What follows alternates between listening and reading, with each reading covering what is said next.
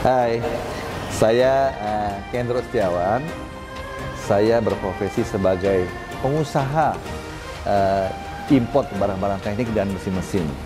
Ini adalah keluarga saya, istri tercinta, yang dengan setia mendampingi saya berbisnis maupun berkolaborasi dengan banyak dengan organisasi sosial kemasyarakatan, juga termasuk kita bersama-sama mendidik anak-anak kami, Karen dan Jonas, sehingga tumbuh kembang dengan sempurna sekali. Saya merasa bersyukur, merasa bahagia anak-anak kami tumbuh kembang dengan begitu sempurna. Karen berprofesi sebagai sekarang sebagai profesional di satu perusahaan asing, sedangkan Jonas lebih memilih ikut berbisnis dengan kami. Perayaan Imlek sangat amat bermakna bagi keluarga kami. Perayaan Imlek pada dasarnya adalah pertama, kumpul keluarga disertai dengan silaturahmi dan makan bersama. Itu hal pertama. Hal kedua adalah saling menyapa, saling memberi salam, saling menguatkan antara keluarga. Itu indah sekali. Ini makna yang mendalam sekali pada perayaan Imlek yang berbasis pada keluarga. Anda bisa bayangkan, seandainya satu keluarga, nggak usah besar-besar, anaknya ada di A, papanya di B, kemudian ponakan di C, ada di D, di E, begitu menyebar. Kemudian semua ini disatukan di hari Imlek.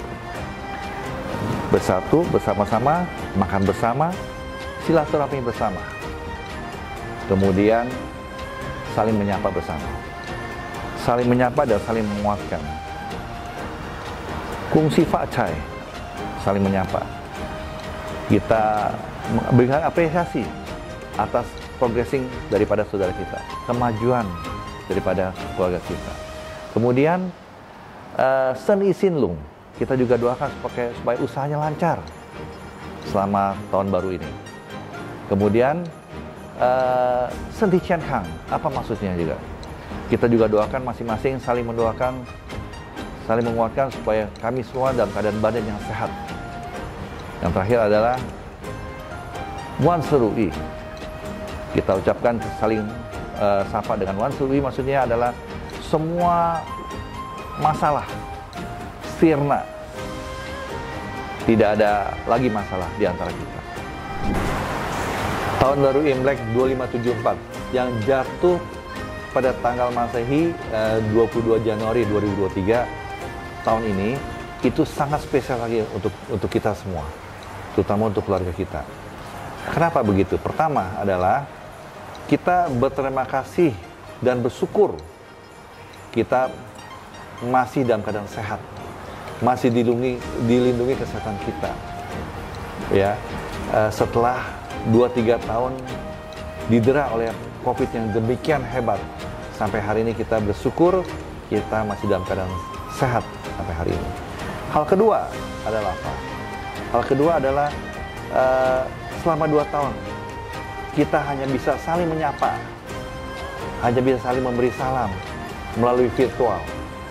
Tapi sekarang tahun ini setelah PPKM dibebaskan, kita bisa saling bertemu secara fisik, dan itu maknanya besar sekali untuk kita semua. Itulah kenapa tahun ini Imlek tahun 2574 ini yang jatuh tanggal 22 Januari 2023 itu demikian bermakna, demikian spesial untuk kita semua. Kita harapkan generasi muda menjaga, melestarikan, meneruskan, dan menumbuh kembangkan tradisi perayaan Imlek kita ini, apapun juga latar belakang Anda, apapun juga profesi Anda, apapun juga agama Anda. Karena pada dasarnya tradisi perayaan Imlek ini adalah lebih kepada tradisi, budaya, bukan kepada agama. Terus kembangkan tradisi perayaan Imlek ini sehingga menjadi bagian daripada warisan budaya nasional, sama seperti budaya bangsa Indonesia suku Jawa, budaya bangsa Indonesia suku Batak, budaya bangsa Indonesia suku Sunda, dan nanti ada budaya bangsa Indonesia suku Tionghoa. Demikian. Bicara tentang Imlek selalu memberikan nuansa yang sangat mengesankan. Baik ketika saya masih remaja, masih muda ya, maupun ketika saya sudah seperti saat ini di usianya. Pada saat masih remaja, Imlek merupakan satu hal yang sangat kita nanti-nantikan. Apa saja? Kenapa dinanti-nantikan? Ketika Imlek tiba, maka itu berarti kita dapat angpau banyak, dapat makanan enak-enak, dan dapat baju, sepatu yang bagus-bagus dan baru-baru. Serta biasanya pada saat saya masih kecil, itu saya ikut orang tua. Kita silaturahmi ke handai taulan, ke tetangga, ke saudara. Dan itu artinya mengumpulkan angpau sebanyak-banyaknya. Itu ketika saya masih kecil, masih muda. Apa bedanya saat sekarang saya sama Pak Gendro sudah sampai ke titik ini? Seperti tadi saya katakan di permulaan bahwa sebagai center point di tempat ini, Imlek bagi kita berdua adalah sesuatu yang luar biasa karena semua keluarga besar kumpul di tempat kita. Ini hal yang sungguh-sungguh menyenangkan dan membanggakan buat kita. Ya, kita saling menyapa, saling bersilaturahmi. Ada saudara-saudara yang bahkan tahunan kita nggak ketemu. Di hari Imlek, di malam Imlek kita ketemu, kita ngobrol, kita saling mengerti keadaan mereka, kita saling mengerti posisi mereka saat ini sampai di mana, anak-anak mereka, cucu mereka. Ini hal-hal yang sungguh menyenangkan buat saya dan tidak terlupakan. Jadi setiap Imlek tiba menjadi sesuatu yang sangat excited buat kita berdua. Saya memaknai dan mendapatkan 3 hal penting dari refleksi Imlek ini. Dan ini saya yakin berguna sekali untuk generasi muda dan tentu saja untuk anak-anak saya. Yang pertama, dari proses pemberian angpau.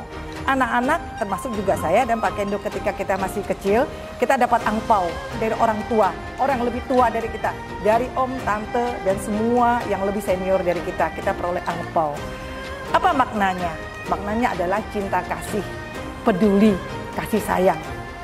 Ya, jadi ketika anak-anak tumbuh menjadi dewasa, tumbuh berkeluarga, maka adalah merupakan kewajiban mereka untuk membalas budi cinta kasih yang diberikan tidak saja kepada orang tuanya, ya, tapi juga kepada orang-orang senior, om, tante, dan orang sekelilingnya, ya, termasuk grandma, grandpa-nya dan sebagainya. Itu tentang balas budi, cinta kasih dan balas budi.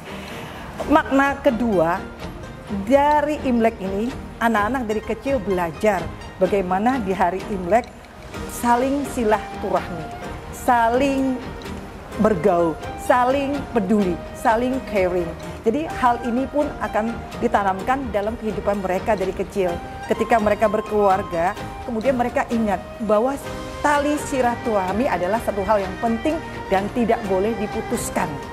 Tidak saja dengan sesama saudara kandung, tapi dengan sepupu, dengan om, tante, dan keluarga besar lainnya. Itu yang kedua. Dan makna yang ketiga, sebenarnya ini yang saya mau taruh paling depan. Makna yang paling atas. Bahasa Inggrisnya istilahnya the last but not least. Sesuatu yang paling penting. Makna apakah itu? Makna apapun yang kita dapatkan sampai hari ini, kita harus dan layak mengucap syukur kepada Tuhan. Segala yang kita nikmati, segala kasih karunia-Nya, segala hal yang kita peroleh, itu merupakan berkat dan kasih karunia Tuhan. Oleh karena itu, anak-anak harus diajarkan. Ketika mereka menikmati Imlek bersama keluarga besar, itu adalah karunia Tuhan. Karena itu, layak mengucap syukur pada yang di atas. Begini, kalau kita bicara soal persiapan Imlek, saya mau bagi dalam 2 fase. Fase pertama ketika saya masih remaja, yaitu belum berkeluarga. Biasanya kalau menjelang Imlek itu dari H-30 hari atau bahkan H-14 hari. Saya masih ingat ketika masih remaja. Itu kita sibuk ya, bantu mama bikin kue, bikin ini, bikin itu persiapannya. Jadi itu persiapan menjelang Imlek. Tapi ketika saya sudah berkeluarga, bahkan ketika anak-anak sudah besar ya, dan kebetulan dari saat kita menikah sama Pak Kendro ya, sampai terakhir ini rumah kita selalu menjadi center point karena ada orang tua bersama kita. Tadinya ada kedua mertua bersama kita, dan ketika papa dan mama mertua sudah meninggal, ada mama saya lagi yang bareng-bareng. Sehingga rumah kita menjadi center point tempat berkumpulnya seluruh keluarga.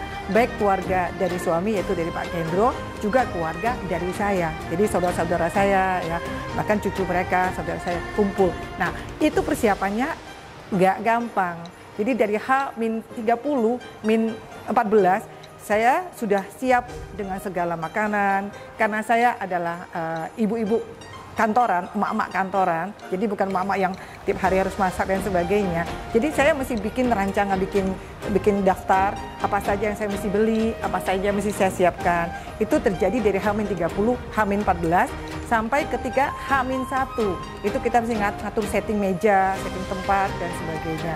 Itu dikerjakan dan itu persiapan yang harus komplit, sehingga pada hari H-nya semua berkumpul bersama-sama di tempat ini.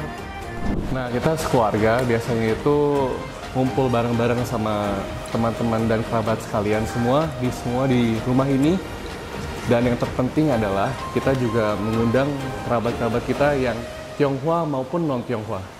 Kenapa? Untuk kita merajut kebinekaan dan membuat suasana yang Pancasilais, bisa dibilang ya.